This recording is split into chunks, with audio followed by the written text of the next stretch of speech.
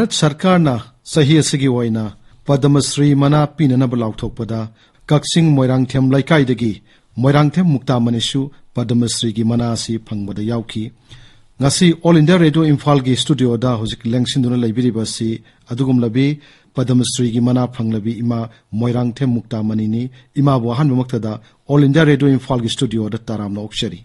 thagachari yamna nungaise ima achinba kayama kaithokpiduna ngasi All India Radio Imphal gi ipau kangbuga wari sanabagi tanjama kak pibiba si imana Padma Shri gi mana si phangbirakpagi nungaiba phongdokchaba siga loinana imana Padma Shri mana phangbiriba si Trade and Industry haiba field sidani ada hariba lam asida imana hojik mapungina tawbiriba sinpham sina koi shamtu gi langna khongup tubagi sinphamni ima karamba matamdagi imagi koigi khongup tuba samtu gi langna khongup tubagi sinpham si karamba matamdagi karamaina haurakhe habado ahan boina khara thambiu aise khara nongna yumpalae ahoy isa ani leiraba matungsida imungi ahanna aibu tongan pijare akoibu koigi phosang bai mari ka khairaga tongan pijare matamduda hingnanaba hotnabada senthok lambigi maramda khara warami aina kulang yasilaga lokumba sali lokumba matamjira haitabanina migi lowlingbagi maraktuda kanglak yelena aibu inthokpirei aina lawrida phamaga kapki matamduda khara koigi ima singna koksinbirga lao isa sidi tamaga hegadamni karigi ngangino harga moi maraktuda aibu lowlingbasi tambi sumaina nakhosi illo thau nakhongna sumaina thangu haraga tambiki aisi thawai yauna tamme adagi aina lawdagi halakpa matamsida lambi sida ikapaga sorry bungo makoina ai basika dadi manana aibu henbiu haraga ai honaki nongalaga ju khulang paisa lausilaga yabani na satli matamda ima khaisina tambibadagi aisi adum haire hairakpa matamdadi nahan aingonda intholakpa koi mauna ise singduna indom cha singduna tawriba thariba dugadi aina hena hairame makoina aigi nakda aidi faidom tanaraga ahanba konba tanabadуда aigi nakda leina bu honabiki asumna aise kharasu adum honabase adum talakte ai paisa thoknaba lambi honabada ai tupi majalolaga bazar da yolami khulakta salaga tharami koi inamana yumda leiringaida kata tupi majalon base adum mawandagi tambadagi ai khara haire isa mari sure matamduda isanupi ahanna rumi blakawi yaima bisina asima adagi moini kitang kanaraga isanupi atombi asina monika kawi itondo manupa asina devadatta kawi adu isanupi yaima biga ahansiga di school ka ba hawhalle matamduda makoigi school ka ba matamsida makoigi khongopse segaira ko matamja ina mojida pholamase lupa ani ohum lawi ani ohum do bawdai senthok lambisi kitang wana paisa je leiramde ado aina khalle noma akoi gi sanupi class 4 kare matamdu sanupi yame bise PR English school da kahale magi khongobli khongwaina amu bama mamangda leirambani adu gi likhung segai basi leiba segai basi da aina phoidat le katena loina ba safthale adu ga koina yotumna burai tum tawraga koina lang kharakan ba mana phochalle round aduga aigi ngasai aina tupi moja lon bagi sei supply gi jalembuga angaubaga langba lang khara leirame aduna koina lonsalaga magi khongopse khonguki mongda ma seme adu magi saijina mana chapchare mana school chapada tongi school chapada ai khaw su bag su lola ga injole adugi khaw ma so ina puhalle adu assembly do ojana maji kautholai hai kautholakpaduda mana mai wakalda haidi uniform di amubani mana tongi badudi jalembuga angaubaga langba khongumnina punishment pirani na madi kaptho e nai adu mana kaptho padu ojana kaigino nangna kapise kapkano nangna yal pureiba khausi kanagino ai kanana loli haido khoi mana loli khongup jidi kanana loli khoi mana loli na hai adu gadi isnang khongup yam phajare yam pami sanupigi amuba makakta lolo hayo noi mada hairaga adumaina tawraga khoi sanu pijina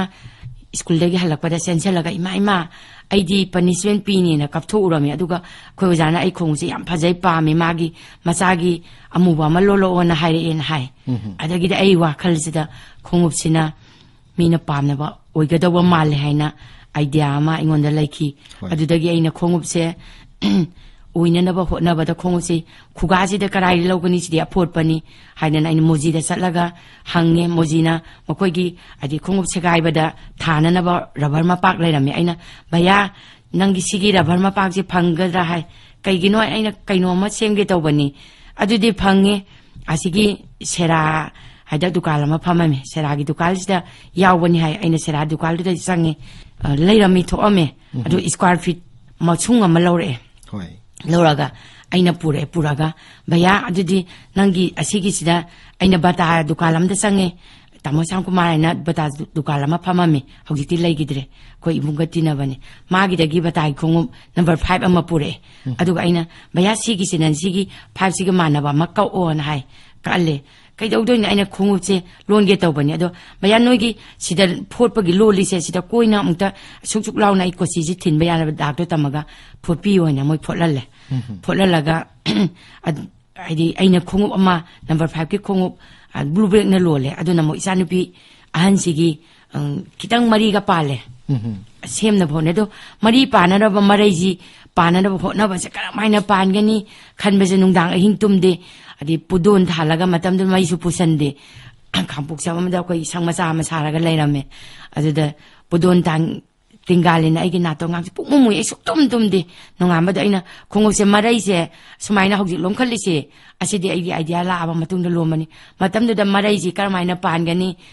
hotna ba matam nai marai sina round ko sala kitang marai gi mong gi malaga iburai tum da tasinaraga le lole adu maina tawraga isanupi ahansigi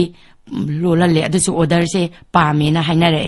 adudagi adi matam khara leirakanda aina khongup se mujidang challe amu kaale size atopa mamu kaale aduga design amamu aina lole adi aina matam du aina pamae haidi moina pholi se aina phot lagadi adi moina kai se aina ka agadi adu maina khalakta aina ngasai aremba mapak du dagi aina baya ai sikakpa tamge aidi tambi yagadra hoi yani adu bayagi khulai se kakna ba kaino se aingonda ai laijage haiba laigano ai gi sunabani nangna pamagadi khetrai na akoi gi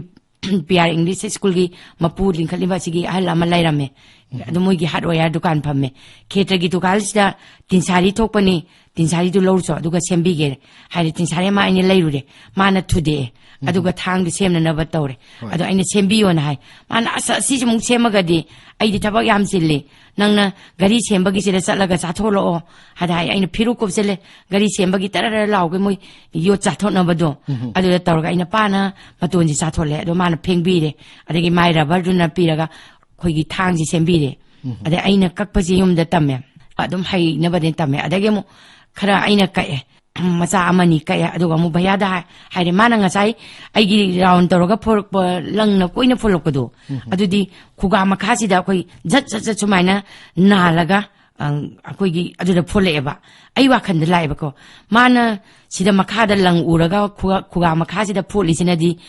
chalakanda tumsilakanda langji tatlagadi adi khongusi soidana tatkrani mathakta loli aduna mayai da yagadra haina ai hangena aina baya na makhada sum pholi se mayai ji da khairaga marak si da photpa yagadra haide kari gi yadane hai mana khairaga pholaga adi gom toroka napsilaga aduda idea se amu mana aina puthoe do mu mana adu tawbire ai khuga khara se ai monda ka alle aina lole adagi loan besida koigi DIC loan loan bane lising ko tadu ka tapirame matam duda ayo thagi bado aisi khalakta na pirak khide ko resa tawna aina koigi gi samtu gi phi loan ba koi gul nitetse asigi machine ma aina marakta leiraga loan bagi lei adu da wena resa se gul nite raina pale moina invitation ma tawreba mela yauna program da 1991 sida aina hai and moi mayam yeng balae kaino duna aina nitet gul nitet sida kaino oina nitet soina haibadi yagadra hada yani ontho jen moina ontho pire nitet soina nitet su da oina ai research se ontho ga exhibition thoi matam da khongup chain thoi kakta ai puthoe khongup sida design di sure ai angangi agi nupa gi mari panba peti adagi nupi gi sandal adu trying to kak design se puthok pa se aina hai aidi aigi posi yona badi natte so khakta utke yaga da yani na akoi ambari mungsen gi macha trying to kak sida hapna ba upu ma puthoga program sida mela ma tawe ꯇꯧꯕꯁꯤꯗ ꯑꯩꯈꯣꯏꯒꯤ ꯃꯅꯤꯄꯨꯔꯗ ꯂꯩꯕ school ꯂꯤꯡꯇꯝꯕ college ꯀꯥꯕ ꯁꯥꯇ꯭ꯔꯈꯩꯁꯦ ꯑꯩꯈꯣꯏ ꯀꯛꯆꯤꯡꯒꯤ ꯁꯥꯇ꯭ꯔꯁꯨ ꯏꯝꯐꯥꯜꯗ ꯂꯩꯕ ꯌꯥꯎꯕ ꯀꯩꯗꯨꯅ ꯑꯗꯨꯝ ꯃꯣꯏꯁꯤ ꯌꯦꯡꯕꯤ ꯃꯣꯏꯅ ꯁꯪꯕꯤ ꯈꯣꯠꯄꯤꯗꯅ ꯇꯧꯋꯦ ꯑꯗꯩ ꯃꯌꯥꯝꯁꯤꯅ ꯑꯩꯒꯤ ꯈꯣꯡꯎꯞꯁꯤ ꯎꯕꯗ ꯈꯨꯠꯅ ꯂꯣꯟꯕ꯭ꯔꯥ ꯁꯤꯕꯨ ꯌꯥꯝ ꯉꯛꯅ ꯃꯁꯤꯗꯤ ꯂꯥꯏ ꯊꯣꯛꯑꯦꯅ ꯑꯩꯒꯤ ꯈꯨꯠꯇ ꯂꯥꯏꯕꯛ ꯀꯠꯂꯒ ꯑꯩꯕꯨ ꯐꯣꯇꯣ ꯂꯧꯕꯤꯗꯅ ꯇꯧꯈꯤ ꯃꯇꯝꯗꯨꯗ ꯑꯍꯥꯟꯕ ꯑꯣꯏꯅ 1991ꯗꯨꯗ ꯔꯦꯗꯤꯑꯣꯒꯤ ꯔꯤꯄꯣꯔꯠ ꯑꯃꯁꯨ ꯑꯩ ꯏꯟꯇꯔꯚꯤꯌꯨ ꯑꯃꯁꯨ ꯇꯧꯕꯤꯈꯤꯕꯅꯦ ꯃꯇꯝꯗꯨꯗ ꯍꯣꯜꯀꯨꯃꯥꯡ ꯍꯥꯎꯀꯤꯝꯅ ꯏꯟꯗꯁꯇ꯭ꯔꯤ ꯃꯤꯅꯤꯁꯇꯔ ꯑꯣꯏꯔꯝꯃꯤ ꯑꯗꯒꯤ ꯈꯨꯟꯗ꯭ꯔꯥꯛꯄꯝꯗ ꯂꯩꯈꯤꯗꯕ ꯈꯨꯟꯗ꯭ꯔꯥꯛꯄꯝ ꯀꯦꯟꯗ꯭ꯔꯒꯤ ꯀꯔꯤ ꯕꯤꯅꯣꯏ ꯀꯨꯃꯥꯔ ꯍꯥꯏꯕ꯭ꯔꯥ ꯕꯤꯅꯣꯏ ꯑꯗꯨꯅ ꯃꯥꯁꯦ ꯆꯤꯌꯥꯔꯃꯦꯟ ꯑꯣꯏꯔꯝꯃꯤ ꯑꯗꯩ ꯀꯦ ꯁꯦꯇ꯭ꯔꯤ ꯑꯗꯨꯅ ꯑꯩꯈꯣꯏ ꯃꯅꯤꯀꯣꯒꯤ ꯗꯥꯏꯔꯦꯛꯇꯔ ꯑꯣꯏꯔꯝꯃꯦꯕ ꯃꯇꯝꯗꯨꯗ ꯃꯣꯏꯅ ꯆꯪꯉꯛꯑꯒ ꯍꯥꯏꯒꯦ ꯍꯣꯜꯀꯨꯃꯥꯡ ꯍꯥꯎꯀꯤꯝꯅ ꯑꯩ ꯈꯣꯡꯎꯞꯇꯨ ꯌꯣꯜꯂꯣꯏ ꯍꯥꯏꯕꯗꯣ ꯌꯥꯗꯗꯅ ꯈꯣꯡꯎꯞ ꯑꯅꯤ ꯈꯛꯇ ꯂꯧꯒꯦ ꯃꯥꯅ ꯑꯗꯩꯗ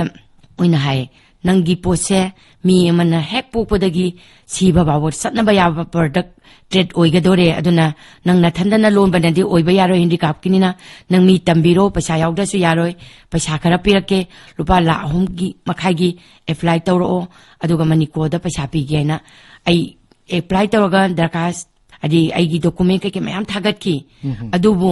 ꯃꯅꯤꯀꯣ ꯐꯦꯜ ꯑꯣꯏꯕꯅ ꯍꯥꯟꯗꯅ ꯑꯩ ꯄꯩꯁꯥ ꯐꯪꯍꯧꯈꯤꯗꯦ ꯐꯪꯍꯧꯗ꯭ꯔꯒꯁꯨ ꯃꯣꯏꯅ ꯍꯥꯏꯗꯤ ꯑꯣꯏꯕ ꯌꯥꯕꯅꯤ ꯍꯥꯏꯕꯗꯨꯗ ꯑꯩ ꯇꯝꯕꯤꯌꯨ ꯍꯥꯏꯕꯗꯨꯗ ꯑꯩ ꯇꯝꯕꯤꯔꯒ ꯑꯩ ꯃꯤ ꯈꯔ ꯇꯝꯕꯤꯈ꯭ꯔꯦ ꯑꯗꯒꯤ ꯑꯩ ꯂꯣꯟꯕꯁꯤ ꯍꯧꯔꯛꯄꯁꯤꯅ 1993ꯗ ꯑꯩꯈꯣꯏꯒꯤ ꯏꯟꯗꯤꯔꯥ ꯄꯥꯔꯛꯁꯤꯗ ꯃꯦꯂꯥ ꯒ꯭ꯔꯥꯎꯟ ꯑꯣꯏꯔꯝꯃꯤ ꯃꯇꯝꯗꯨꯗ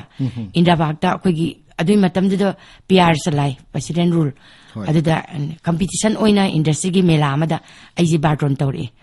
ꯃꯦꯂꯥꯗꯨꯗ ꯑꯩꯁꯦ ꯏꯟꯇꯔꯄ꯭ꯔꯦꯅꯔꯁꯤꯒꯤ ꯒ꯭ꯔꯨꯞꯇꯨꯗ ꯑꯩ ꯏꯁꯇꯣꯜ ꯑꯃ ꯐꯝꯃꯦ ꯑꯩꯒꯤ ꯄꯣꯠꯁꯦ ꯃꯇꯝꯗꯨꯗꯗꯤ ꯑꯩ ꯈꯣꯡꯎꯞꯁꯤ ꯐꯅꯌꯥꯝꯅ ꯄꯨꯊꯣꯛꯑꯦ ꯈꯣꯡꯎꯞꯁꯤ ꯌꯥꯝ ꯄꯥꯝꯅꯔ ꯂꯧꯏ ꯃꯦꯂꯥꯒꯤ ꯑꯔꯣꯏꯕ ꯅꯨꯃꯤꯠꯁꯦ ꯑꯁꯤꯗ ꯑꯩꯗꯤ ꯏꯁꯇꯣꯜꯗꯣ ꯑꯗꯨꯝ ꯁꯪꯉꯒ ꯂꯩ ꯑꯗꯨꯝ ꯍꯥꯏꯗꯤ ꯃꯌꯥꯝꯗꯨꯅꯗꯤ ꯄ꯭ꯔꯣꯒ꯭ꯔꯥꯝ ꯍꯧꯗꯧꯔꯦ ꯃꯦꯂꯥꯒꯤ ꯐꯥꯔꯁ ꯁꯦꯀꯦꯟꯁꯨ ꯂꯥꯎꯊꯣꯛꯑꯅꯤ ꯂꯥꯛꯑꯣꯅ ꯍꯥꯏ ꯑꯗꯣ ꯑꯩꯗꯤ ꯀꯩꯁꯨ ꯑꯗꯨ ꯊꯧꯁꯥꯔꯨꯗꯦ ꯑꯩꯒꯤ ꯏꯁꯇꯣꯟꯗꯨꯗ ꯑꯩ ꯁꯪꯉꯒ ꯑꯗꯨꯝ ꯂꯩ ꯃꯌꯥꯝꯗꯨꯅ ꯃꯨꯟꯅ ꯃꯨꯟꯅ ꯌꯦꯡꯉꯒ ꯑꯣꯐꯤꯁꯥꯔ ꯈꯔ ꯆꯪꯕꯗꯨꯅ ꯑꯩꯁꯦ ꯃꯨꯟꯅ ꯃꯨꯟꯅ ꯌꯦꯡꯉꯒ ꯆꯪꯈꯤ ꯑꯗꯨꯝꯅ ꯑꯩꯁꯦ ꯀꯔꯤ ꯑꯁꯣꯏꯕꯕꯨ ꯌꯥꯎꯔꯕꯅꯣ ꯍꯥꯏꯅ ꯑꯩꯅ ꯍꯟꯊꯔꯒ ꯏꯇꯣꯝꯗꯁꯨ ꯌꯦꯡꯖꯩ ꯀꯔꯤꯕꯨ ꯑꯣꯏꯔꯖꯥꯠꯅꯣ ꯁꯨꯝ ꯈꯜꯂꯤ ꯑꯗꯣ ꯉꯥꯏꯍꯥꯛꯇꯪ ꯂꯩꯔꯒꯗꯤ ꯂꯥꯛꯑꯦ ꯀꯧꯔꯦ ꯅꯪ ꯂꯥꯛꯑꯣ ꯅꯪꯅ ꯐꯥꯁ ꯇꯥꯔꯦꯅ ꯍꯥꯏ ꯑꯩꯗꯤ ꯀꯩꯁꯨ ꯅꯠꯇꯦ ꯏꯟꯗꯁꯇ꯭ꯔꯤꯒꯤ ꯑꯗꯨ ꯃꯈꯜꯒꯤ ꯃꯌꯥꯝ ꯄ꯭ꯂꯥꯁꯇꯤꯛꯀꯤ ꯁꯥꯕ ꯀꯩꯀꯩ ꯃꯌꯥꯝ ꯑꯃ ꯀꯝꯄꯤꯇꯤꯁꯟꯁꯨ ꯌꯥꯎꯔꯒ ꯄꯨꯊꯣꯛꯏꯕꯅꯦ ꯑꯆꯧꯕ ꯏꯁꯇꯣꯜ ꯐꯝꯃꯒ ꯑꯗꯨꯕꯨ ꯑꯩꯒꯤꯗꯨꯗ ꯑꯩꯅ ꯐꯥꯁ ꯇꯥꯔꯦ ꯍꯥꯏꯔꯒ ꯃꯣꯏꯅ ꯀꯧꯊꯣꯛꯑꯒ ꯑꯩꯁꯦ ꯐꯥꯁ ꯋꯤꯟꯅꯔ ꯑꯣꯏꯔꯦ ꯍꯥꯏꯔꯒ ꯄ꯭ꯔꯥꯏꯖ ꯐꯪꯈꯤ ꯑꯗꯨꯗꯒꯤ ꯍꯧꯔꯒ ꯑꯩꯒꯤ ꯇ꯭ꯔꯦꯁꯁꯦ ꯒꯣꯔꯃꯦꯟꯅ ꯃꯁꯛ ꯈꯪꯕ ꯔꯨꯜ ꯂꯤꯇꯦꯠ ꯁꯨꯁꯦ ꯃꯁꯛ ꯈꯪꯕ ꯑꯃ ꯑꯣꯏꯈꯔꯦ ꯑꯗꯒꯤ ꯁꯛꯁꯦꯁꯐꯨꯜ ꯏꯟꯇꯔꯄ꯭ꯔꯦꯅꯔꯁ ꯅꯣꯔꯠ ꯏꯁꯀꯤ 100 ꯊꯣꯛꯄꯗꯨꯗ ꯑꯩꯁꯦ 6 ꯁꯨꯕ ꯑꯣꯏꯅ ꯁꯛꯁꯦꯁꯐꯨꯜ ꯏꯟꯇꯔꯄ꯭ꯔꯦꯅꯔꯁ ꯑꯣꯏꯈ꯭ꯔꯦ ꯌꯥꯝꯅ ꯅꯨꯡꯉꯥꯏꯖꯩ ꯏꯃꯥꯅ ꯑꯩꯈꯣꯏꯒꯤ ꯏꯆꯥꯅꯨꯄꯤꯒꯤ ꯈꯣꯡꯎꯞ ꯁꯦꯒꯥꯏꯕꯗꯨ ꯁ꯭ꯀꯨꯜ ꯀꯥꯕꯗ ꯑꯣꯖꯥꯅ ꯆꯩꯗꯅꯕꯒꯤꯗꯃꯛꯇ ꯌꯨꯝꯗꯒꯤ ꯑꯉꯝꯕ ꯑꯔꯩꯕ ꯑꯩꯈꯣꯏꯒꯤ ꯂꯪꯅ ꯑꯩꯈꯣꯏꯒꯤ ꯂꯣꯟꯕꯤꯗꯅ ꯃꯗꯨ ꯌꯥꯅꯅꯕ ꯍꯣꯠꯅꯕꯤꯈꯤꯕꯒꯤ ꯌꯥꯝꯅ ꯅꯨꯡꯉꯥꯏꯕ ꯋꯥꯔꯤꯗꯨ ꯇꯥꯖꯕꯗ ꯅꯨꯡꯉꯥꯏꯖꯩ ꯃꯆꯥ ꯑꯃꯒꯤ ꯑꯋꯥꯕ ꯃꯗꯨ ꯀꯣꯛꯅꯅꯕꯒꯤꯗꯃꯛꯇ ꯃꯃꯥ ꯑꯃꯅ ꯂꯧꯕꯤꯈꯤꯕ ꯊꯧꯗꯥꯡꯗꯣ ꯊꯣꯏꯗꯣꯛꯅ ꯊꯥꯒꯠꯅꯤꯡꯉꯥꯏꯅꯤ ꯃꯆꯥꯒꯤꯗꯃꯛꯇ ꯃꯃꯥꯅ ꯋꯥꯖꯈꯤꯕꯁꯤꯡꯗꯣ ꯑꯗꯥꯏꯗꯨꯗꯁꯨ ꯏꯃꯥꯅ ꯋꯥꯈꯤꯕ ꯃꯌꯥꯝꯗꯣ ꯈꯤꯇꯪ ꯁꯤꯌꯔ ꯇꯧꯕꯤꯌꯨ ꯈꯔ ꯍꯥꯏꯕꯤꯌꯨ ꯃꯃꯥ ꯑꯃ ꯑꯣꯏꯕꯅ ꯃꯆꯥꯒꯤ ꯑꯋꯥꯕꯁꯤ ꯑꯁꯨꯛꯀꯤ ꯃꯇꯤꯛ ꯋꯥꯏ ꯃꯈꯣꯏꯒꯤ ꯈꯣꯡꯎꯞ ꯇꯣꯡꯅꯕ ꯂꯩꯇ꯭ꯔꯒꯁꯨ ꯀꯔꯝꯅ ꯈꯣꯡꯎꯞ ꯀꯗꯥꯏꯗꯒꯤ ꯂꯩꯒꯅꯤ ꯀꯔꯝꯍꯥꯏꯅ ꯊꯣꯟꯒꯅꯤ ꯍꯥꯏꯕ ꯑꯗꯨꯒꯨꯝꯕ ꯃꯌꯥꯝ ꯋꯥꯈꯜ ꯃꯌꯥꯝ ꯑꯃꯁꯨ ꯋꯥꯏ ꯑꯗꯨꯅ ꯑꯩꯅ ꯈꯣꯡꯎꯞꯁꯦ ꯏꯆꯥꯒꯤ ꯁꯦꯝꯃꯒ ꯂꯣꯜꯂꯒ ꯁ꯭ꯀꯨꯜꯗ ꯇꯣꯡꯍꯜꯂꯦ ꯁ꯭ꯀꯨꯜꯗ ꯇꯣꯡꯍꯟꯕꯗꯨꯗ ꯑꯣꯖꯥꯅ ꯍꯥꯏꯗꯤ ꯄꯅꯤꯁꯃꯦꯟ ꯄꯤꯅꯤꯅ ꯀꯞꯄꯨꯔꯦ ꯍꯥꯏ ꯑꯗꯒꯤ ꯑꯣꯖꯥꯅ ꯄꯥꯝꯃꯤ ꯍꯥꯏꯔꯛꯄ ꯑꯗꯨꯒꯤ ꯃꯇꯝꯗꯨꯗꯒꯤ ꯑꯩꯅ ꯈꯣꯡꯎꯞꯁꯦ ꯍꯥꯏꯗꯤ ꯂꯣꯟꯕ ꯍꯧꯔꯛꯑꯒ 1991ꯗ ꯃꯦꯂꯥ ꯑꯗꯨꯗ ꯁꯔꯨꯛ ꯌꯥꯖꯈꯤꯕꯒꯤ ꯃꯇꯨꯡꯁꯤꯗ ꯃꯈꯣꯏꯅ ꯍꯥꯏꯗꯤ ꯂꯣꯟ ꯈꯔ ꯄꯤꯔꯛꯀꯅꯤ ꯍꯥꯏꯕꯗꯨꯁꯨ ꯄꯤꯔꯛꯈꯤꯗ꯭ꯔꯦ ꯑꯗꯨꯕꯨ ꯑꯣꯏꯕ ꯌꯥꯏ ꯍꯥꯏꯕꯒꯤ ꯊꯥꯖꯕ ꯑꯃ ꯊꯝꯕꯅꯤꯅ ꯑꯩꯅ ꯄꯩꯁꯥ ꯈꯔ ꯄꯨꯁꯤꯜꯂꯒ ꯃꯈꯥ ꯇꯥꯅ ꯈꯣꯡꯎꯞꯁꯦ ꯂꯣꯟꯕ ꯍꯧꯔꯛꯈꯤ ꯑꯩꯅ ꯈꯣꯡꯎꯞꯁꯦ ꯂꯣꯟꯕ ꯍꯧꯔꯛꯄ ꯃꯇꯝꯁꯤꯗ ꯑꯩ ꯈꯣꯡꯎꯞꯁꯤ ꯃꯑꯣꯡꯁꯤ ꯇꯥꯔꯛꯄ ꯍꯧꯔꯛꯑꯦ ꯃꯇꯝꯗꯨꯗ ꯑꯩꯅ ꯈꯣꯡꯎꯞꯁꯤ ꯌꯣꯟꯕ ꯑꯃ ꯗꯔꯀꯥꯔ ꯑꯣꯏ ꯂꯣꯟꯁꯤꯜꯂꯒ ꯌꯣꯟꯗ꯭ꯔꯒꯗꯤ ꯀꯔꯝꯍꯥꯏꯅ ꯑꯩ ꯄꯩꯁꯥ ꯐꯪꯒꯅꯤ ꯑꯩꯒꯤ ꯄꯣꯠꯁꯤ ꯂꯩ ꯑꯩꯒꯤ ꯁꯤꯒꯨꯝꯕ ꯑꯃ ꯂꯣꯜꯂꯦ ꯍꯥꯏꯕꯁꯦ ꯈꯪꯍꯟꯕꯁꯤ ꯗꯔꯀꯥꯔ ꯑꯣꯏꯕꯅꯤꯅ ꯑꯅꯧꯕ ꯄꯣꯠ ꯑꯣꯏꯕꯅꯤꯅ ꯍꯥꯏꯗꯤ ꯃꯁꯛꯁꯨ ꯈꯪꯅꯗꯕꯅꯤ나 ꯑꯩꯅ ꯀꯅꯥꯗ ꯌꯣꯟꯒꯅꯤ ꯃꯁꯤꯗꯤ ꯀꯅꯥꯅ ꯂꯩꯕꯤꯒꯅꯤ ꯍꯥꯏꯅ ꯁꯨꯝ ꯈꯜꯂꯛꯄ ꯃꯇꯝꯁꯤꯗ ꯑꯩꯈꯣꯏꯒꯤ ꯏꯕꯨꯡ ꯁꯨꯁꯤꯜ ꯀꯨꯃꯥꯔ DIG ꯑꯣꯏꯔꯝꯕꯅꯤ ꯄꯨꯂꯤꯁꯀꯤ ꯍꯥꯏꯗꯤ ꯃꯥꯁꯦ ꯑꯩꯈꯣꯏꯒꯤ ꯏꯕꯨꯡ ꯏꯃꯥꯒꯤ ꯃꯕꯨꯡꯒꯤ ꯃꯆꯥ ꯑꯩꯈꯣꯏ ꯃꯥꯃꯒꯤ ꯃꯆꯥꯅꯤ ꯃꯥꯅ ꯌꯥꯝ ꯏꯟꯇꯔꯦꯁ ꯇꯧꯋꯤ ꯃꯥꯅ ꯏꯕꯦꯝꯃ ꯃꯥꯅꯁꯨ ꯉꯛꯏ ꯅꯪꯒꯤ ꯈꯣꯡꯎꯞꯁꯦ ꯂꯥꯛꯑꯣ ꯍꯥꯏꯔꯒ ꯃꯥꯅ DIG ꯑꯣꯏꯔꯒ ꯍꯥꯏꯗꯤ ꯂꯩꯕ ꯃꯇꯝꯗ ꯃꯥꯒꯤ ꯑꯣꯐꯤꯁꯇ ꯄꯨꯔꯒ ꯍꯥꯏꯗꯤ ꯁꯤ ꯏꯆꯟꯅ ꯂꯣꯟꯕ ꯈꯣꯡꯎꯞꯅꯤ ꯁꯤ ꯐꯖꯗ꯭ꯔꯥ ꯍꯥꯏꯅ ꯃꯥꯅ ꯌꯣꯟꯕꯤ ꯑꯗꯒꯤ ꯒꯕꯔꯅꯔ ꯄꯅꯤꯒ꯭ꯔꯍ ꯂꯩꯔꯤꯉꯩ ꯃꯇꯝꯗꯁꯨ ꯍꯥꯏꯗꯤ ꯄꯅꯤꯒ꯭ꯔꯍꯅ ꯃꯅꯥꯛꯇ ꯄꯨꯁꯤꯜꯂꯒ ꯄꯅꯤꯒ꯭ꯔꯍꯅ ꯑꯩꯒꯤ ꯈꯣꯡꯎꯞꯁꯤ ꯇꯣꯡꯕꯤ ꯁꯨꯃꯥꯏꯅ ꯇꯧꯔꯒ ꯑꯩꯅ ꯌꯣꯟꯅꯅꯕ ꯆꯠꯄ ꯑꯗꯒꯤ ꯑꯣꯐꯤꯁꯇ ꯈꯣꯡꯎꯞꯁꯤ ꯄꯨꯔ ꯆꯠꯄ ꯃꯇꯝꯁꯤꯗ ꯍꯥꯏꯗꯤ ꯈꯔ ꯑꯃꯅ ꯑꯩꯁꯦ ꯅꯍꯥꯁꯨ ꯑꯣꯏꯕꯅꯤꯅ ꯅꯨꯄꯤꯅ ꯀꯣꯏꯆꯠ ꯆꯠꯂꯦꯅ ꯍꯥꯏꯗꯤ ꯊꯤꯅ ꯉꯥꯡꯅꯕꯤꯕ ꯃꯌꯥꯝ ꯑꯃ ꯌꯥꯎꯈꯤ ꯃꯇꯝꯗꯨꯗ ꯑꯩꯅ ꯀꯞꯈꯤꯕ ꯅꯨꯡꯉꯥꯏꯈꯤꯗꯕ ꯃꯌꯥꯝ ꯑꯃ ꯑꯗꯨꯒꯨꯝꯕ ꯃꯌꯥꯝꯗꯣ ꯑꯩꯅ ꯇꯨꯡꯗ ꯊꯝꯃꯒ ꯇꯥꯁꯤꯟꯅꯗ ꯑꯩꯒꯤ ꯊꯕꯛꯁꯤꯗ ꯁꯛꯁꯦꯁ ꯑꯣꯏꯗꯕ ꯌꯥꯗꯦ ꯑꯩ ꯍꯤꯡꯗꯕ ꯌꯥꯗꯦ ꯈꯜꯂꯒ ꯍꯣꯠꯅꯈꯤꯕꯗꯒꯤ ꯉꯁꯤꯒꯤ ꯐꯤꯕꯝꯁꯦ ꯑꯁꯤ ꯌꯧꯔꯛꯈꯤꯕꯅꯦ Imana ngasai khongopsi ahan boina puthokpa horokpa matamduda imana puthoiba khongopsi mina khangbadu watlibanina miyamda advertise ki mongda chatchatna khanghanba uhanba makhak changbagi maraidu thengna birkiba khogi awaba singdu khara thambibasi yamna noaiji tajabada mathangda imada muglaksanba wahangsi imana puthokpiriba khogi samtuno lonba khongopsi magi matamsi punsi sikayam sangnaga chatli aduga atopa khongop makhal mayam lay figi khongop chaun gi khongop mayam atop company singna mapana gi sara pusal khongop singa imagi samtuna lolaga puthokpire khongop siga ani gi khenabase khara haibi samtuna lonba khongop ni haibada aidi khara kaino tawna so adum ubiba mi su yawe hoi sibu tongba yagadra ne sijinaba yagadra ne question mayam ama hangba su yawe adubu aigi samtuna lonba khongop se aina guarantee ti sahi ani haina adum tha kayam kuina satkani sahi ani hai ani satli haibase sahi mari baw satlaga ina exhibition sahi mari gi mamangda puthokibdo sahi mari gi matungda tongaga laga nangi khongupse hojik phawa dum tongaga lei aduga di hojik phawa tatre tatnaba khara tawrone hairaga aidi upiba bawri yawi asuki mati kuina sali su jamba yaba adagi masida mu khogi kaleni asidi sagatli aduni haiba ningthamda khakta tonggadabani haibagi amasu lei adubu asidasu khogi kaini khongpaisi omjin ba chap manabani tongrakadi sagatpa kai haije yam kaina khena banati adugi mathakta sidi suba chamba yai adagi akhogi saungi khongupse tongbada manam namthi akhogi samtugi khongusidi manam namthi basije dum phawani namthi de hoi mathang sidi ma Padmasri gi award phangakpasi kamdongna phangakpano imagi maikeidagi Padmasri gi award sigidamakta tanagiba aduga darkhas thakiba apply tawkhibana singba leibra haibadu asaista khara muthambi aise ayam ngai aina Padmasri award kidamakta apply tawgiba darkhas thagiba kariyamta leigidi adubu aingonda telephone taraga aigi telephone number si sumbra atopa department dagi hangakpa mayam am yawgi adagi disina aingonda fold tawraga nangi document biodata piro adagi nangi address asumba address piro adu nangi photo video leradi khong ki photo mayam am piro kolona agi certificate kai piro na aingonda mi thare kaksingi disina adu ai kari gi no di khangdi mana adagi police inquiry sulae thare lonba sumiba sokya de moina su interview oina ko sumiba lalba me amama adum hangbi khang awdana 26 January gi mamang gi numisida angonda phone ji matang tawre hoi aduga nungthin gi pung amaga minute 30 gum tabagi matamsida Delhi dagi ring ama tawre ko matamduda horen evening da result laukthokani hairaga adumaina hairaga aina ai department dagi torokpani hairagane thamgi ima se sumra haidana yengbagi hoi adagi ai nangi namingse moirangthem muktamani haibase sumbra aduso hangaki adu aina au chumme da hai aido ai si karin hone gyandi ta gidre magi telephone number pire hoji tawroiba misigi aigi adu maming ni aduni hairoga save tawana ain tawe ndangdu da aidi yeng hogdre akoi WhatsApp call amasu lairame WhatsApp miss call amasu lairame adura message ama lae message ta ngakang lairaga ngayo ngakang lairaga result phangani na hai aduga pung ni pan ta phatring asida akoi gi PDF file se Padmasri award ki PDF file se ngonda thare aduga gi khangi bagi handa khanbagi ꯑꯗꯨ 54 ꯁꯨꯕꯁꯤꯗ ꯑꯩꯒꯤꯁꯤ ꯌꯥꯎꯗ ꯂꯩꯔꯝꯃꯦ ꯄꯗꯃ ꯑꯦꯋꯥꯔꯗꯀꯤ 54 ꯁꯨꯕꯗ ꯏꯃꯥꯒꯤꯁꯤ ꯄꯗꯃಶ್ꯔꯤ award ꯐꯪꯉꯦ ꯍꯥꯏꯗꯅ ꯌꯥꯎꯕꯗꯣ ꯌꯥꯎꯋꯦ ꯑꯗꯨꯕꯨ ꯈꯨꯗꯛꯇꯨꯗ ꯑꯩꯁꯦ ꯍꯥꯏꯗꯤ ꯍꯔꯥꯎꯋꯦ ꯑꯗꯨꯒ ꯑꯩ ꯈꯪꯍꯧꯗꯅ ꯃꯤꯠꯇꯒꯤ ꯄꯤ ꯇꯥꯈꯤ ꯀꯩꯅꯣꯅ ꯑꯩꯅ ꯋꯥꯅ ꯍꯣꯠꯅꯖꯕꯒꯤ ꯃꯍꯩꯗꯨ ꯏꯁꯣꯔꯅ ꯆꯥꯟꯕꯤꯔ ꯃꯥꯅꯦꯅ ꯈꯟꯈꯤ ꯌꯥꯝꯅ ꯅꯨꯡꯉꯥꯏꯖꯩ ꯏꯃꯥꯅ ꯂꯩꯕꯥꯛ ꯑꯁꯤꯒꯤ ꯁꯤꯚꯤꯂꯤꯌꯟꯗ ꯈ꯭ꯋꯥꯏꯗꯒꯤ ꯋꯥꯡꯕ ꯑꯦꯋꯥꯔꯗꯅꯤ ꯍꯥꯏꯅꯔꯤꯕ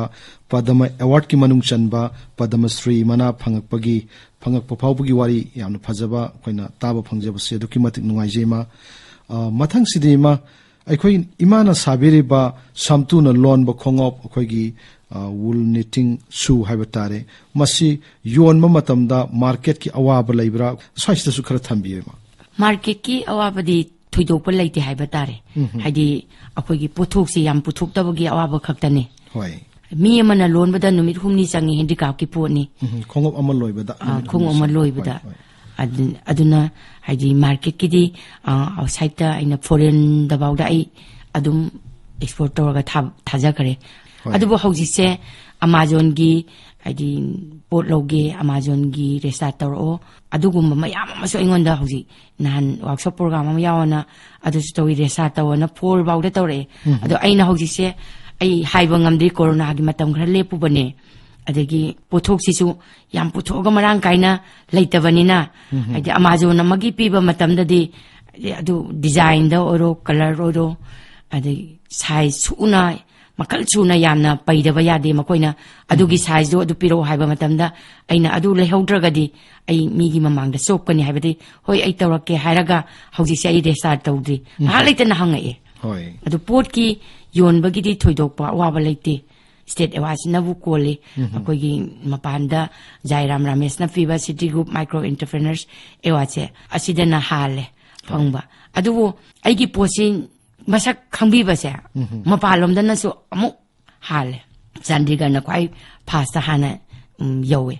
adu yawri si kaino da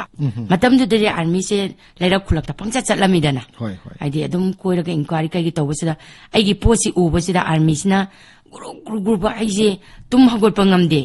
nganna hawdraba adugo di army na kiule pana halame matam asoki matik pa ami army na aigi pot sando kai se ayamade army na haide army haibasidi akoigi India gi mafam khudimak tagi mi lakpanina makoina hek mayumdagi hangiba matamda kari pot puganina aigi potse oina pubi aduna sandokpase makoina hale adagi khara leirkanda di akoigi Manipur gi situation da akoi hadi yumda lonbada army lakpada khudong chadaba mayam lebadagi kantin da thammu haina kantin da thamgibane kantin ayamba asumaina aigi posida aidi lonba na watpane yonbagi di thoidokpa problem leite yam nuaijai imagi potse akoigi lonba tubasi ngamdabagi wa khaktani maramdi mana khuna lonbanina khongom loibada numit humi changme haibire aduna matam yam changmanina khongop singsi yonbhamgi di awaba kasu leite akoina lonbadu tappanina akoina ngamjadabagi wani haibasi tajabada yam nuaijai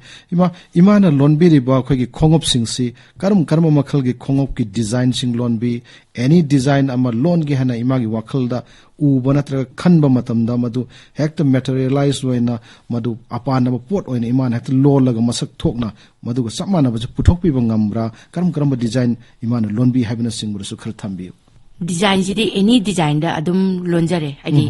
bata gi adagi ano ba khongop se hoi akoi aina dukan da salaga yenge ano ba se makoi design ano ba hek leiba sa aina yengaga adi mina pamna ba yawgadaba khongop kaija aina adum manabade adum lole hoi design khuding adum lole makha tarak pasidi hojik imasi Padmasri gi manasu